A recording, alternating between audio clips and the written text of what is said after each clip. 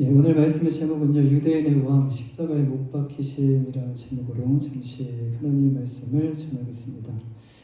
우리는 살면서 우리가 잘못한 것도 없는데, 우리가 또 잘못한 것도 아닌데, 또 우리가 책임져야 하는 것을 경험할 때가 있습니다. 또한 우리가 원하지 않았는데도 어려운 일을 감당해야 하는 경우도 있습니다.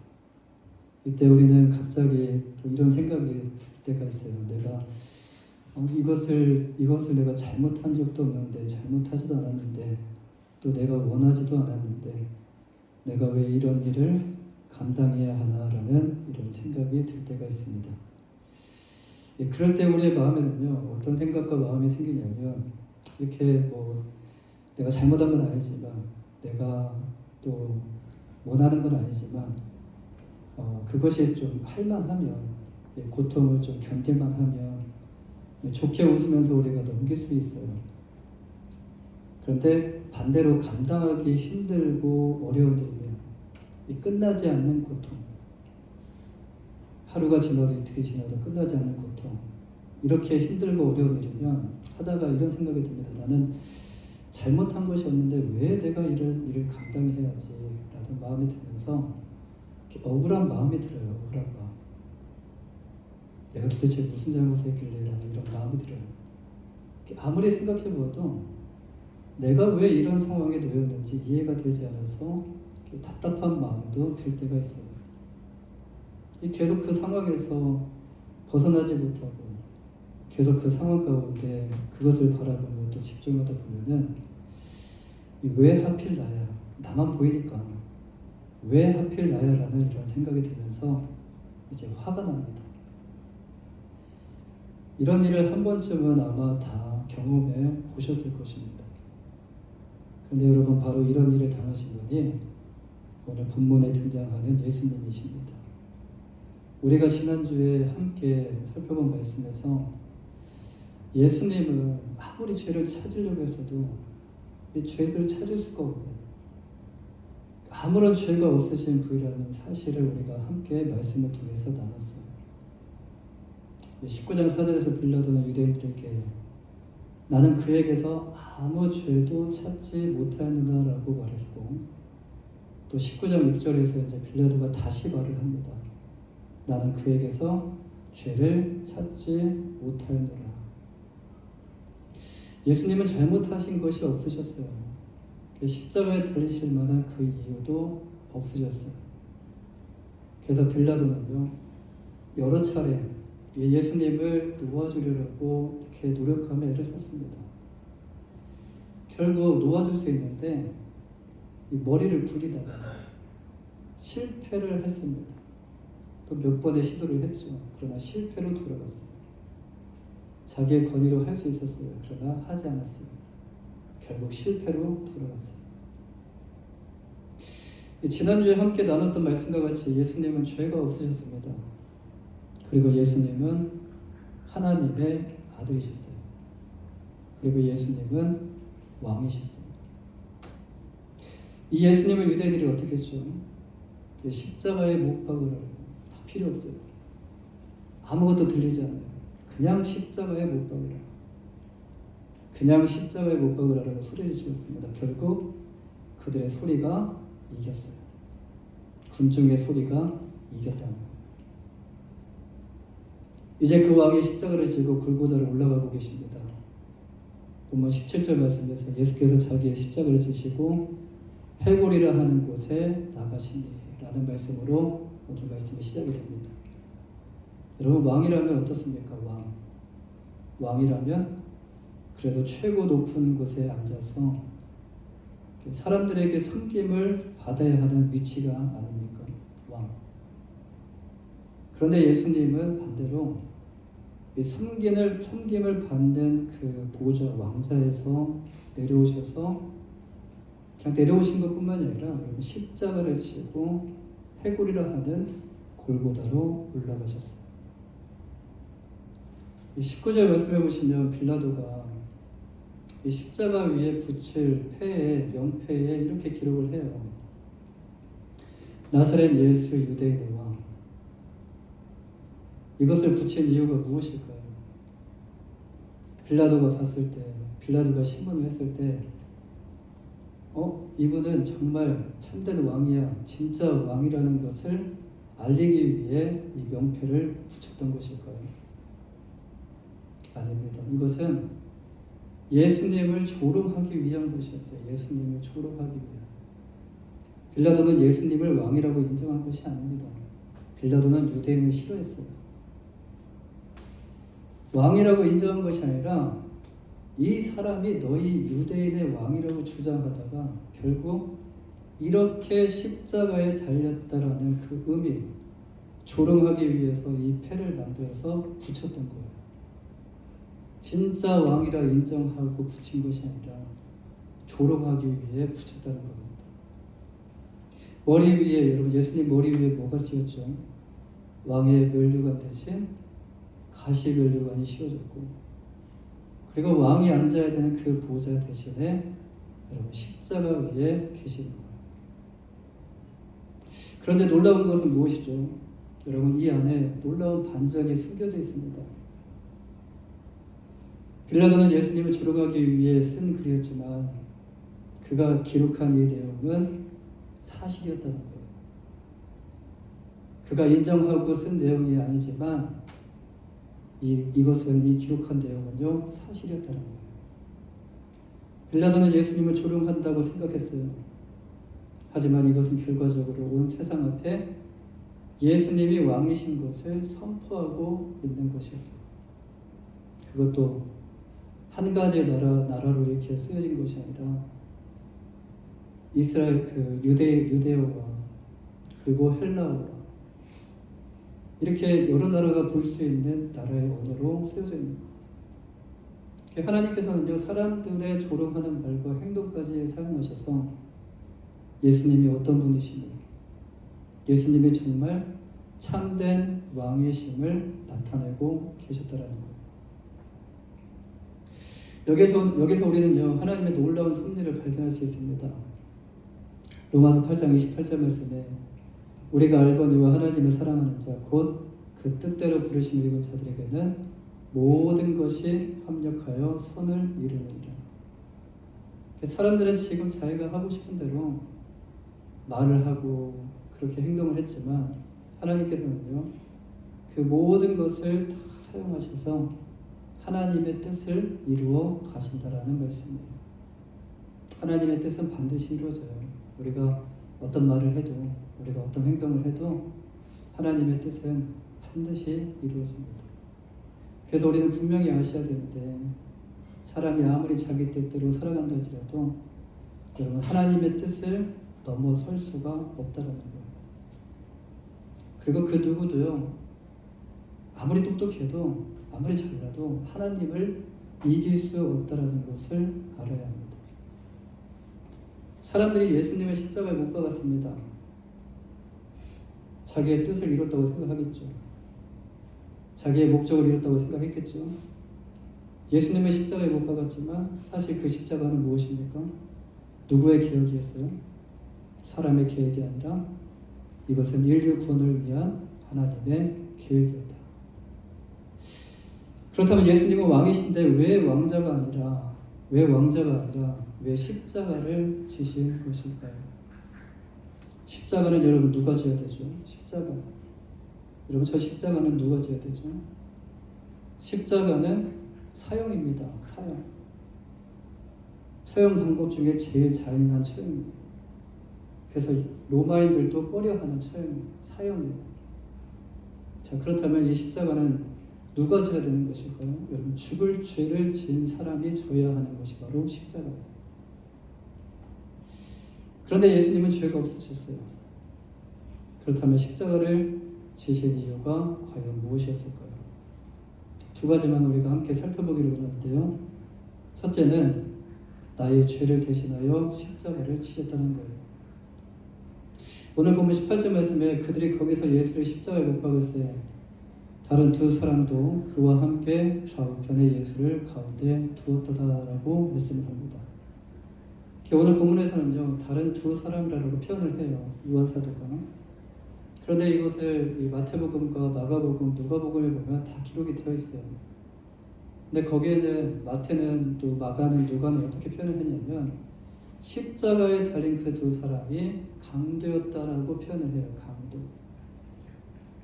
강도더라도 죽을 죄를 지은 사람이 있고 또 죽지 않을 죄를 지은 사람도 있어요. 그렇게 나눠지지만 이 강도는 어떤 강도입니까? 죽을 죄를 졌다는 거예요. 예수님의 십자가를 다른 두 사람 가운데 두었다고 기록합니다. 그렇다면 죄인들 사이에 예수님의 십자가가 서 있는 이유가 과연 무엇일까요? 죄인들 사이에 예수님이 죄인이 아니신데 어떻게 이렇게 가운데 십자가를 둔 이유가 과연 무엇이었을까? 죄인들 사이에 있으면요, 여러분 죄인들 사이에 있으면 의인들 사이에 있으면 우리도 의인처럼 보이지만 여러분 죄인들 사이에 있으면 또 우리도 뭐처럼 보여요? 죄인들처럼 보이는 거예요. 이 죄인들 사이에 있으면 죄인이 아니라도 죄인 취급을 받게 돼요. 나는 죄를 진 적이 없는데 저 사람이 나를 죄인처럼 보네. 죄인 취급을 받게 되는데 그렇습니다. 죄가 없으신 예수님이 지금 그 현장에서 죄인 취급을 받고 계십니다. 누구의 죄입니까? 바로 우리의 죄를 대신하여 십자가를 지시고 지금 예수님께서 죄인 취급을 받고 계십니다. 죄를 다 뒤집어 씌웠다는 거예요. 이 사람들은 보통 죄에 대한 질문에 대해서 뭐라고 말하죠? 우리는 보통 이 죄에 대해서 이렇게 질문에 대해서 이렇게 답을 들어보면 이 말과 행동에서 잘못한 것을 많이 떠올립니다. 뭐 거짓말을 했다든가 아니면 다른 사람들에게 상처를 주었다든가 또 행동으로서 이제 나쁜 행동을 했다거나 이 법을 어겼을 때 도덕과 이 법을 어겼을 때 그것을 사람들은요 죄라고 생각을 해요. 그 외에는 죄라고 그렇게 생각하지 않습니다. 물론 이것들도 이 죄 범주 안에 다 포함되어 있는 것이에요. 그러나 성경은요 죄에 대해서 단순히 여러분 무엇을 잘못했느냐 이런 문제만을 다루지 않습니다. 성경은 세상에서 말해주지 않는 근본적인 죄의 문제, 근본이라는 것은 가려져 있죠. 뿌리를 의미합니다. 뿌리는 가려져 있어요. 근본적인 죄의 문제를 성경은 다루고 있어요. 그것은 바로 성경에서 말씀하는 죄는 뭐냐? 하나님을 떠난 것이 바로 죄라는 거예요. 이 말씀 안에는 어떤 의미가 담겨져 있죠? 여러분 창세기 1장의 말씀과 같이 인간은 여러분 하나님으로부터 시작되었어요. 그리고 하나님 안에서 하나님으로부터 시작되었고 이제 하나님 안에서 살아가도록 지음을 받았다라는 의미가 창세기 1장에 기록되어 있어요. 그러니까 하나님으로부터 나왔고 그리고 하나님의 그 테두리 안에서 살아가도록 지음을 받았다는 거예요. 그런데 죄는 무엇이죠? 죄. 이렇게 하나님으로부터 시작된 인간이 이제 하나님을 없이 하는 거예요. 하나님을 떠났습니다. 이것은 곧 무엇을 의미하냐면 이제는 하나님 중심으로 살기 싫어요 라는 거예요. 하나님 안에 있기 싫다는 거예요. 하나님 중심에서 이제 자기 중심으로 바뀌는 것이고 하나님이 삶의 주인으로 섬겼던 그 하나님이 이제는 그 삶의 주인이 바뀌어서 자신이 삶의 주인으로 사는 것이 바로 죄라는 거예요. 이것이 곧 죄의 출발입니다. 죄가 여기서부터 시작된다는 말씀이에요. 성경은 죄에 대해서 뭐라고 말씀하죠? 죄의 싹에 대해서 성경은 사망이다라고 말씀하셔요. 정확하게 말씀하셔요. 죄의 싹은 사망이다. 우리가 그 어떤 죄를 지었든 그걸 말하는 게 아니라 하나님을 떠나는 것이 죄고 여러분 그 죄의 싹은 결국 죽음이라는 거예요. 창세기 2장 17절 말씀에 선악을 알게 하는 나무의 열매는 먹지 말라. 내가 먹는 날에는 반드시 죽으리라. 하나님은 하나님 나라를 만드셨어요. 그렇죠? 하나님 나라를 만드셨고 하나님 나라 안에서 아담과 하와를 창조하셔서 아담과 하와를 그 안에서 살게 하셨어요. 근데 그 어떤 법도 주지 않으셨어요. 단 하나의 법을 주셨어요. 어떤 법을 주셨죠? 선악과를 먹으면 정녕 죽으리라라는 법을 주셨어요.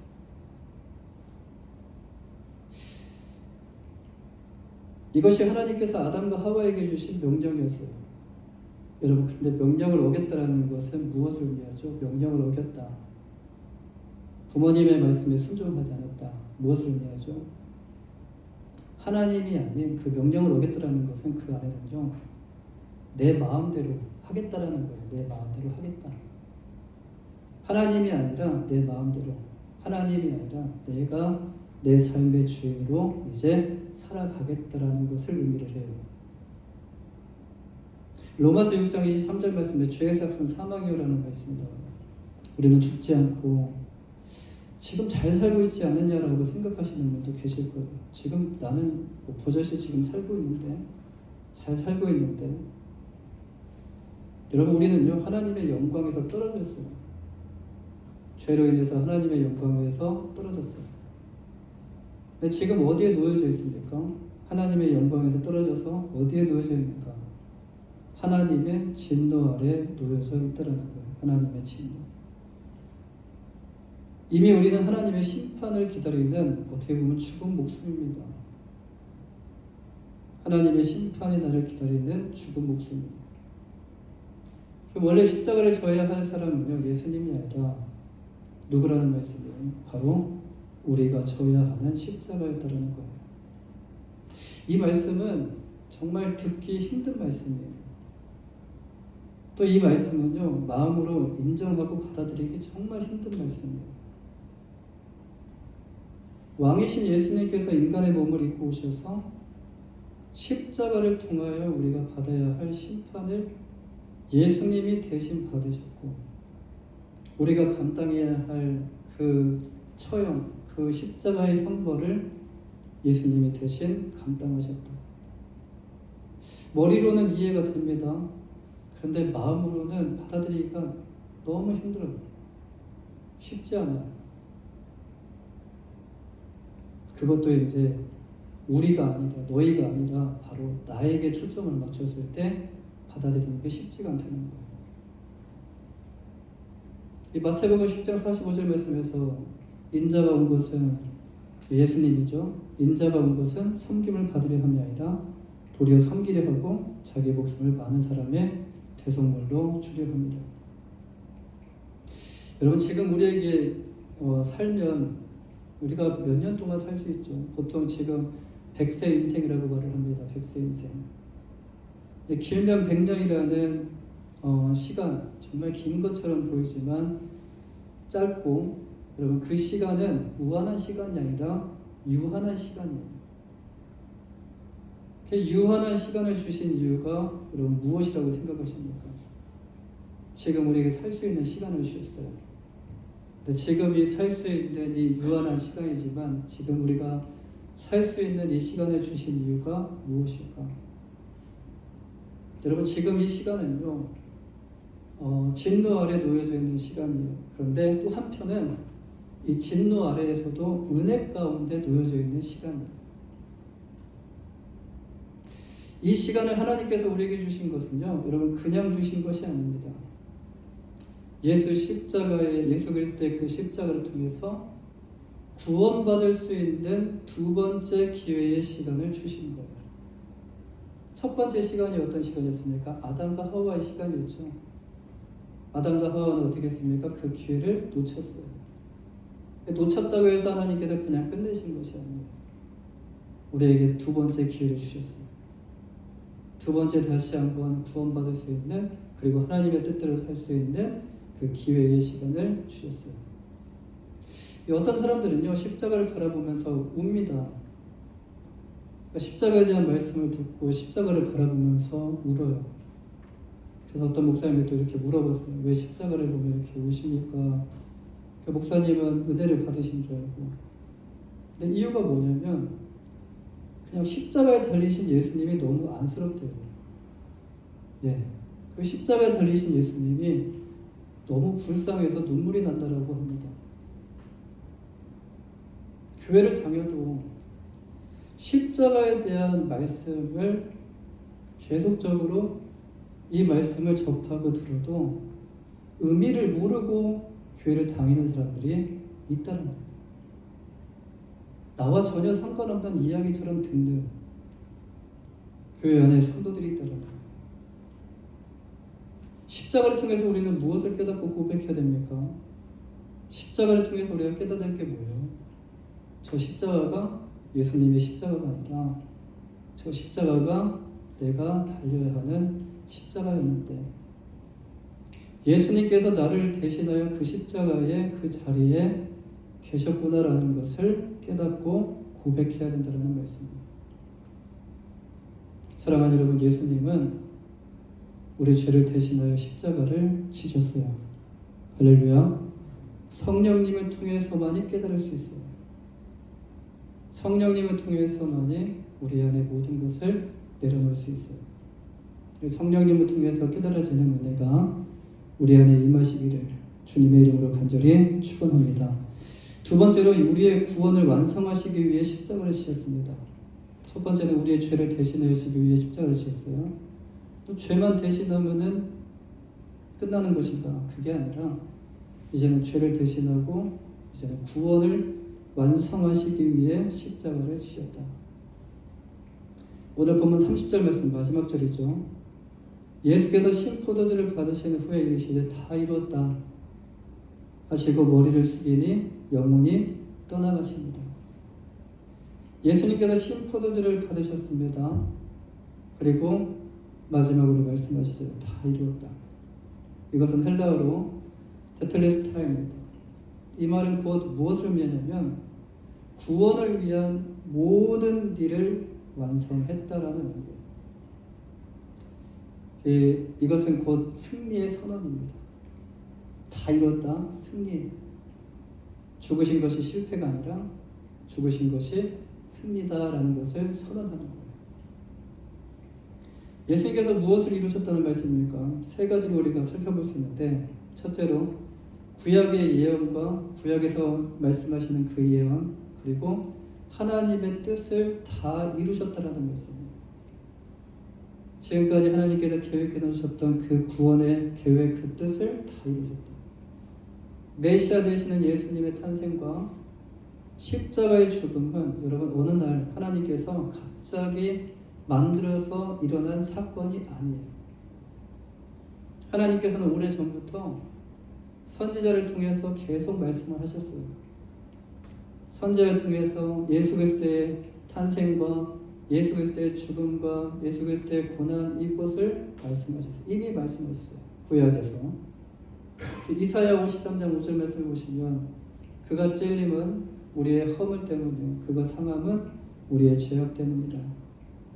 예수님은 구약의 예언과 하나님의 뜻대로 고난을 받으셨고 그리고 죽임을 당하셨어요. 둘째로 우리의 죄값을 담당하는 일을 이루셨어요.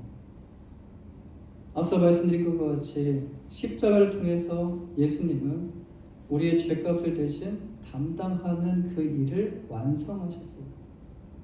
그리고 마지막으로 십자가를 통해서 이제 그 죄를 담당하는 것에서 끝나는 것이 아니라 우리가 하나님과 맡겼던 그 담을 허무시고 하나님께로 갈 수 있는 길이 또한 열리게 되었다라는 거예요. 다시 말해서 우리의 구원을 완성하셨다라는 말씀입니다. 이 십자가를 통해서 예수님이 구원을 완성하셨어요. 그렇다면 구원은 누가 원하는 것일까요? 여러분, 구원을 누가 원하는 것일까요? 여러분은 구원이 필요하고 여러분이 구원을 원하고 계십니까? 구원이 필요 없고 여러분 원하지 않는데 십자가를 통하여 예수님은 구원을 완성하셨어요. 참 이상하지 않습니까? 우리는 필요로 생각한 적도 없고 원한 적도 없는데 근데 예수님은 십자가에 달리신 이유가 구원을 완성하기 위해 달리셨다.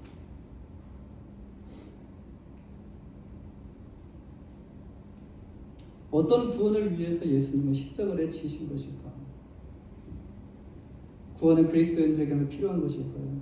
지금 여기서 믿고 찬양하고 예배하고 갈망하며 그 구원을 여러분에게만 필요한 것일까요?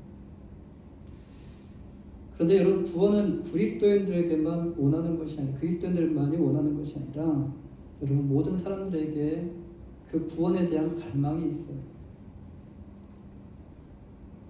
사람들은 자신의 삶이 의미 있기를 원하고요.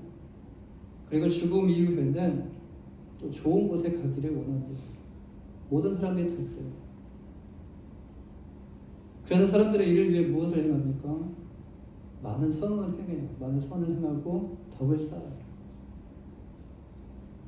어느 날 이런 생각을 했습니다. 믿는 사람보다 믿지 않는 사람들이 더 착하게 산다라고 말이 들려요. 그렇다면 그 이유가 무엇일까라는 생각을 해보게 됐어요. 요즘 보면은 많은 사람들이 그리스도인들을 뭐라고 표현하냐면 참 이기적이다. 자기만 생각해. 이렇게 말을 합니다.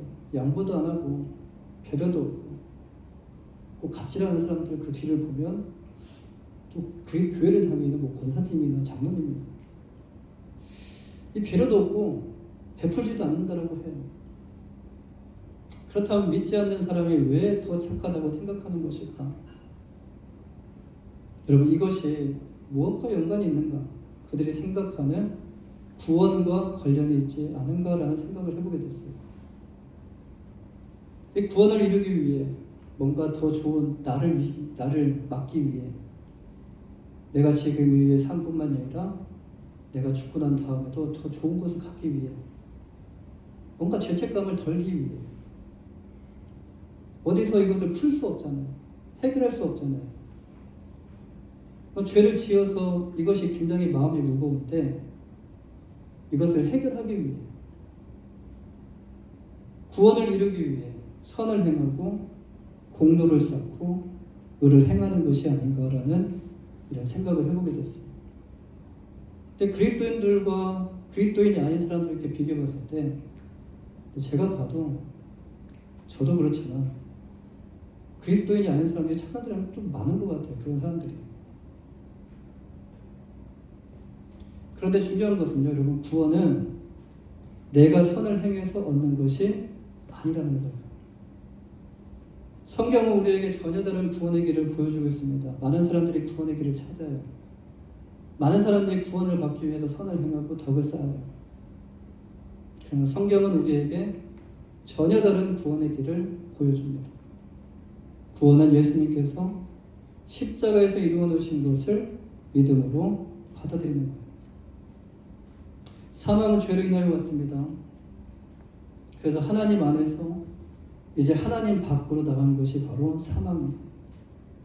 물 밖에서 물고기가 물 안에 있으면 살지만 이런 물 밖에 나가면 죽는 것처럼 하나님 안에서 하나님 밖으로 나가는 것이 사망이에요. 근데 구원은 예수님으로 이루어집니다. 구원은 곧 예수님을 통해서 하나님 안으로 다시 들어가는 것을 의미를 해요. 이를 위해서 예수님께서 십자가 위에서 운명하시기 전에 이렇게 말씀하셔요. 다 이루었다. 예수님께서 우리를 위해서 십자가를 통하여 구원을 완성하셨다라는 말씀입니다.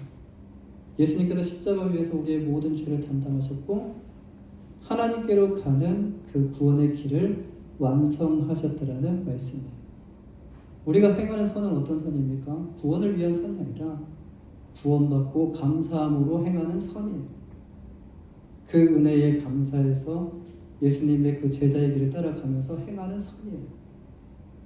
사랑하는 여러분, 이제 말씀을 맺고자 하는데요. 왕이신 예수님께서 십자가에 못 박혀 죽으셨습니다. 왕이신 예수님께서 왕이 왕자를 내려놓고 여러분, 내려놓는 거 쉽지 않습니다. 누군가를 위하여 죽는다는 것은 더더욱 쉽지 않아요. 여러분, 어떻게 생각하십니까? 왕이 안 되어서 아마 모르실 거예요. 뭐라도 같은 신분이 돼야지 좀 이해가 가는데 차이가 너무 크기 때문에 아마 모르실 수도 있어요. 근데 왕이 왕자를 내려놓고 여러분 내려놓는 것뿐만이 아니라 누군가를 위해서 그 한 사람을 위해서 죽는다라는 것은 여러분 더더욱 쉽지 않아요. 그런데 우리는 어떻죠?